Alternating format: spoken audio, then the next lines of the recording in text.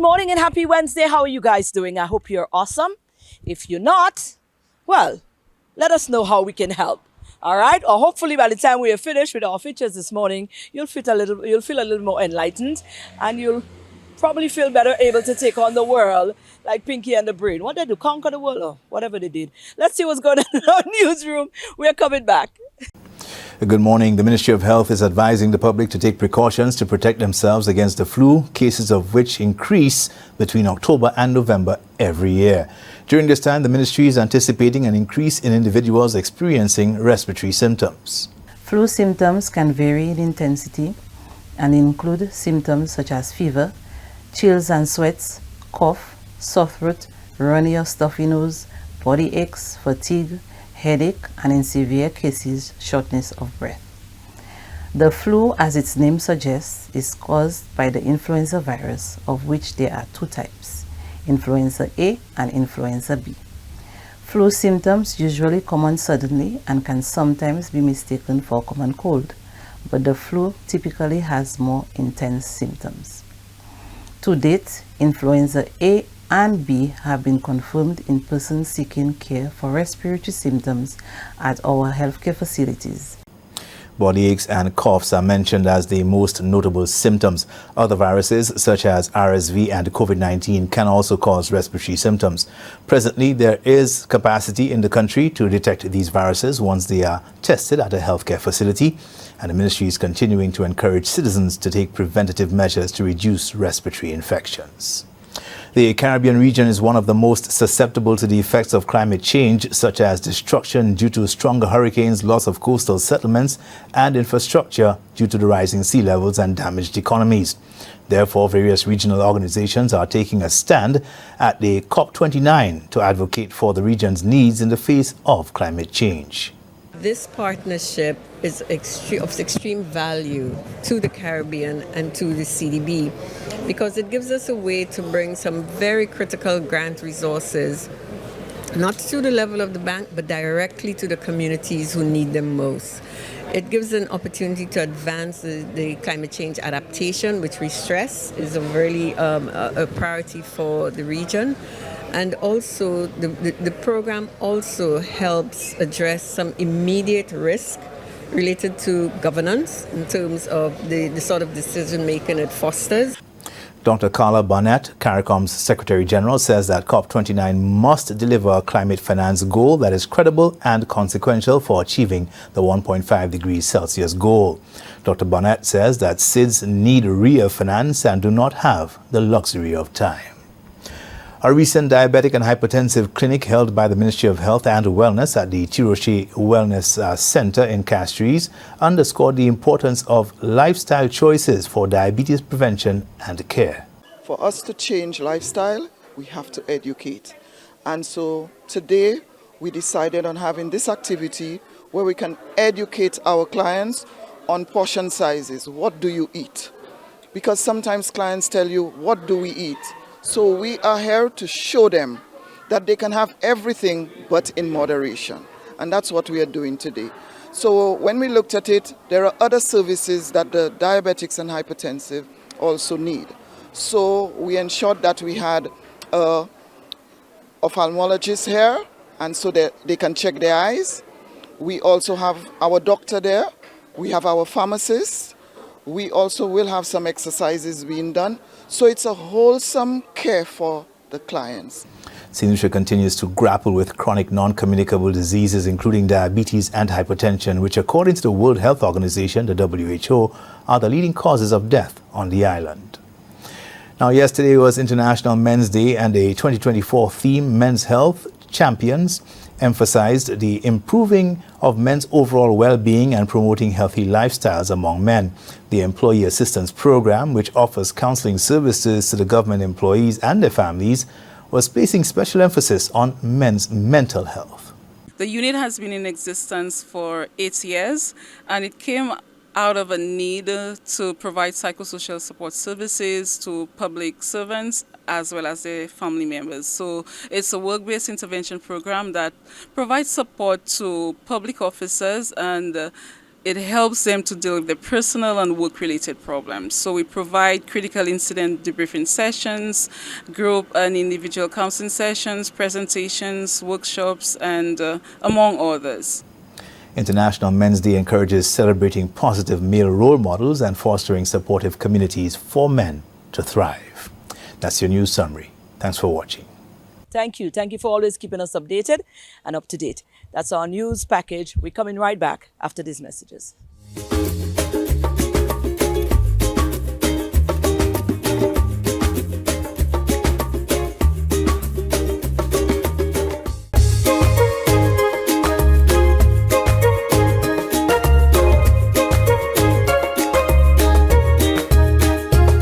Climate change, mental health. Did you ever think that the both of them actually cross paths?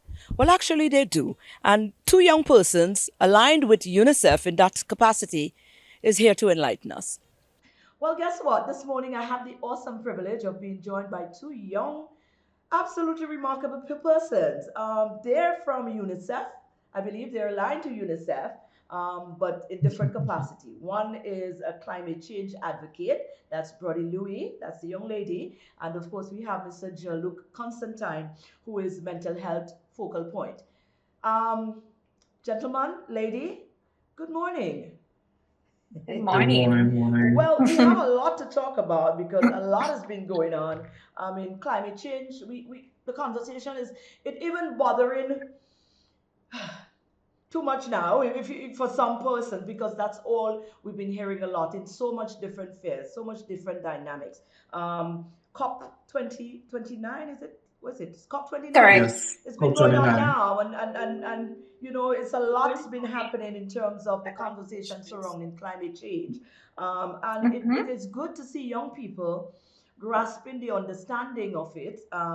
Whereas some might say, well, that's just, and they ignore the conversation because they're just hearing climate change and they don't really stop to check how it is that this thing really is something that they should be in tune with and get all the information that is necessary. So they, in turn, will be able to know how it is that this affects us, how it is that this is going to affect us, what are some of the things that we can do, what are some of the measures we should be taking, maybe even on an individual basis. I mean, we might not be creating no big dent, but at least it's important to be conscious of what's going on.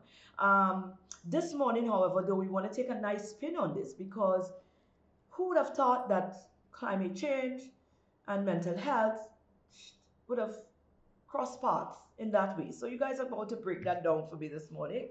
Again, let me say welcome. That was my intro. So you all can say what you want to say now. But oh my, it's just crazy. What is going on? Tell me. What's going on with you, brother? And Joe, what's going on with you? Okay, so my name is Brody Louis. I am a climate change advocate, as well as one of the members who are affiliated with UNICEF. And for those who do not know, UNICEF stands for United Nations International Children's in Million People. Right. We are collaborating with UNICEF to support young children and people in 12 Caribbean countries. Our goal is to raise awareness about harmful effects of climate change and natural disasters, while also sharing mental health support resources online at our website, which is www.youngcaribbeanminds.com. Right. We started by engaging with the media, with you. Right, awesome. To promote. I feel privileged. Of course. Yes, to promote this website and its resources for young people. The next step for myself and Jean-Luc would be to reach out to our communities. For myself, it would be the schools within the Dennery district, and just to share more information and gather feedback from young people on how we could work together to reduce the fear and anxiety caused by climate change and all of those natural disasters that come with. Right. So we get a clear cut of what your involvement in this is. Over now to you, Mr. Jean-Luc. How does climate change impact mental health of children and youth? I think climate change has a very devastating impact as it pertains to the mental health. As Brody rightfully said earlier, it has a very strong impact as it pertains to fear and increases in anxiety. We all know the devastating impacts of hurricanes and how it has affected our country, our sister islands within the Caribbean. But what many of us don't realize is that these hurricanes are not just a come and go situation. They have lasting impacts that are not just physical or infrastructural impacts. They have mental impacts that lead to issues such as PTSD, lead to depression, lead to long-term anxiety, stressfulness, which in creating a problem itself also can exacerbate already existing issues. You see, when persons have non-communicable diseases like diabetes, they have, high blood pressure, etc. These impacts are very devastating to not only their mental health, but also their physical health. So I think it's something that we need to keep a bit more in mind, that climate change has more than just a physical impact, but also has a bit of a very strong psychological impact as it pertains to not just our young people, but people across the board. How can children and young people protect their mental health during natural disasters? I think perhaps, and this was something that actually was information I learned recently, as it pertains to the Hurricane Maria in 2017 in Dominica. It dealt with basically discussing how we can reduce the negative impacts of climate change during mental health disasters, not through only finding ways to relieve ourselves, whether it be through music, extracurricular activities, to take our focus off of the devastating impacts that are happening or are about to occur, but also through actual physical responses by our policymakers, such as implementing safe and proper shelters, comprehensive evacuation plans, getting our communities involved in the disaster management aspect of things. I know one thing that we have in St. Lucia is something that I really, really applaud our National Emergency Management Organization, NEMO, for, is that we have district disaster management committees.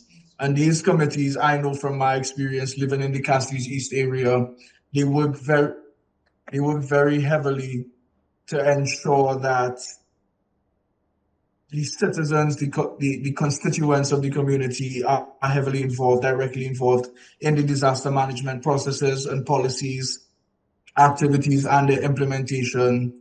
So I think that's some of the ways that we could possibly help reduce and help persons protect their mental health during and before natural disasters. Right. Now, there's quite a broad sense of this thing happening here, because let me tell you, there's a lot of information to divulge, and quite a lot education and information to be divulged as well, and interaction is necessary.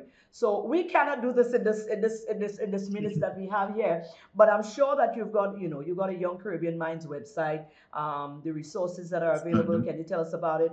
I mean, you've even gone ahead and make it a little bit interactive. There's prizes that youth can win by accessing these resources as well. So tell us a little bit about that.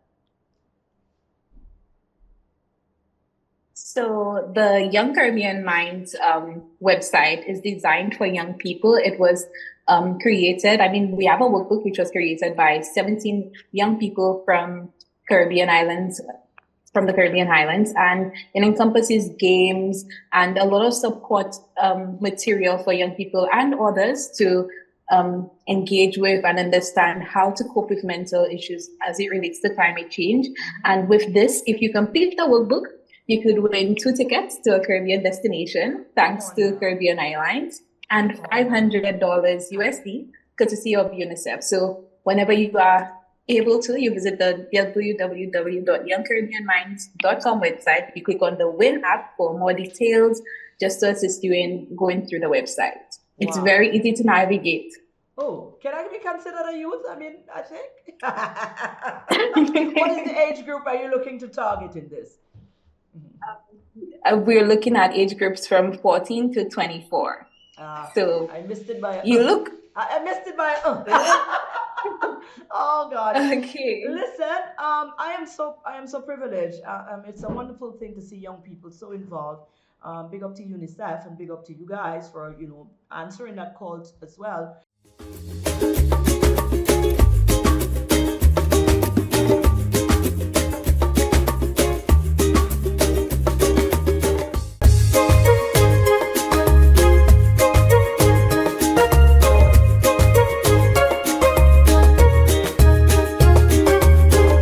Well, recently, we brought you a new perspective in terms of diverse entertainment.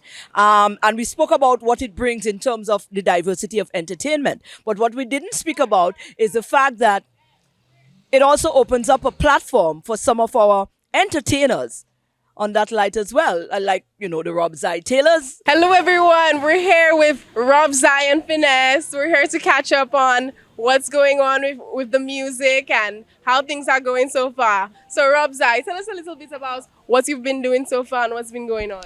Well, lately, one of the new additions to my portfolio is DJing.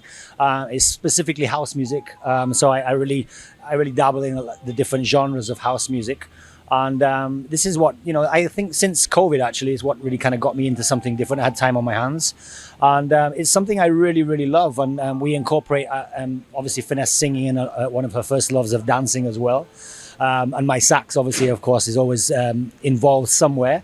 But that's what we've been doing. So, we've been part of these full moon raves with Gaz for the last 18 months, 2 years now, really. And we've been not doing it every full moon, but, within the season. And it's been growing and growing. And we've got a really, really nice vibe. And, the music, the peace-loving music also reflects the vibe and the crowd that comes out. People dress up just like they would to a rave. And this is what we do. We love this kind of music. It definitely feels that we've evolved into this.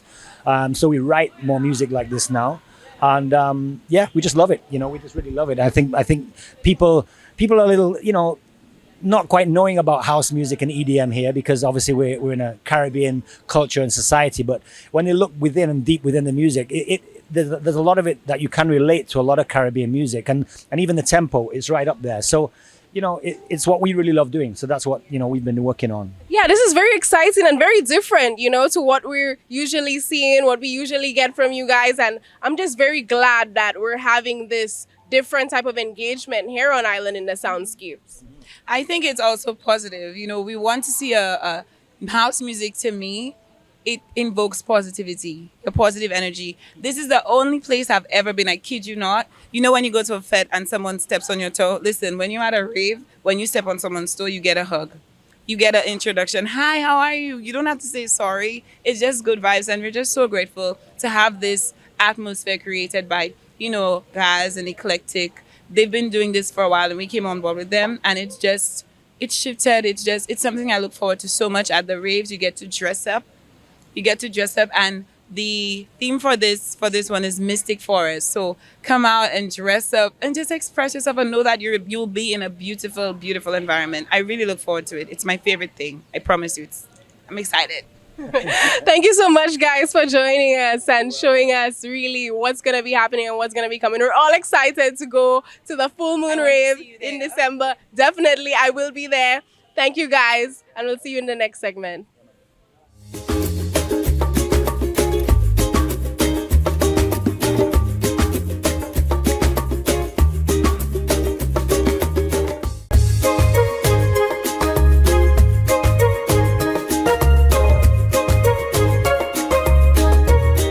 Yesterday was International Men's Day, and we could have done something before, but we deliberately waited on the day, and we wanted to capture some action and some of the things that actually happened on the day, so we could start changing the narrative that when International Men's Day come, it does nothing, but only when it's Women's Day. So a lot happened on International Men's Day yesterday. As a matter of fact, SLASPA had a whole thing going down, and we caught up with the general manager. Here's the conversation. Well, it's International Men's Day, and we're here with the SLASPA's general manager, Darren Snack, because SLASPA has been, for over the years, putting on activities here at the institution to recognize, to uplift, to show support and solidarity with men on this day. And I had the awesome privilege of being part of this one for the very first time. And I thought it was so inspiring. It was very touching because over time, over years, I don't know if it's a false narrative, but there has been this notion that, International Women's Day is what gets the priority. And it's believed that men and Men's Day is not as worldly or widely recognized or celebrated like the International Women's Day. And to have seen SLASPA step up in that way, it was my experience first time, and create such a wonderful atmosphere this morning for its male staff was, like I said, it was beautiful, it was heartwarming. Mrs. Knack, this was remarkable. Talk to me about it. Well, I'm still a very bit emotional from this morning's engagement. As I indicated, 57% of our staff complement are male. Yes. And some of the feedback I received afterwards was, we've never had such a large showing for an International Men's Day event.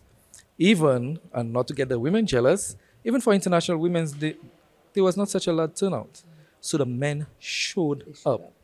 And I think that's really telling as to where we are in the society. Men are saying, look, we complement each other. We need some recognition. Yes. We want to show that it's not all bad. It's not all bad vibes. There are other positives because as men, we are fathers, grandfathers, brothers, older siblings, and leaders in institutions. People look up to us. And one of my takeaways this morning is that we have to look for those role models from within.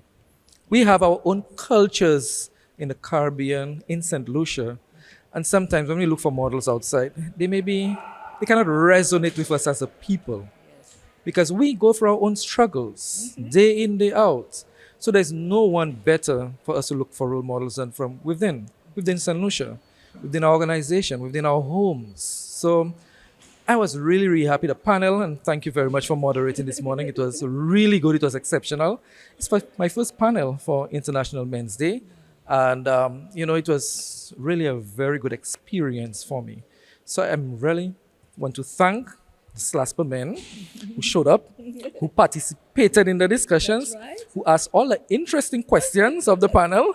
And, of course, the women did support. The women did also provide, the welcome remarks, the closing, and were part of it. But the men really showed up. And I think it's indicative of maybe the change in us, as one of the panelists said, the pendulum swinging, but maybe we're trying to get that balance. Yes. And I think the men are really speaking to us and telling us, we are important, we are here. We want to show that, yes, the deficiencies that have been spoken about in lack of self-awareness, lack of social intelligence, lack of empathy, that we hear you. And SLASPA as an organization, we have been at our leadership, whether it's senior management, middle management, we have been providing training opportunities for our team members in those soft skill areas. Because you know what? The world and the workforce are asking us to exhibit those qualities to become better leaders. So it's not just about you're a great manager. You're a great technical person. But those other softer skills complement and really show us a cut above the rest in terms of leadership. So it was a really good panel discussion. I want to thank you again, Maureen, being the moderator, and the other panelists who brought out the emotion from me. I mean, I was shocked myself, but they brought out the emotion in terms of the discussions that we were having, and really brought out how we grew up, the experiences, and it was a comfortable panel and audience for us to speak openly.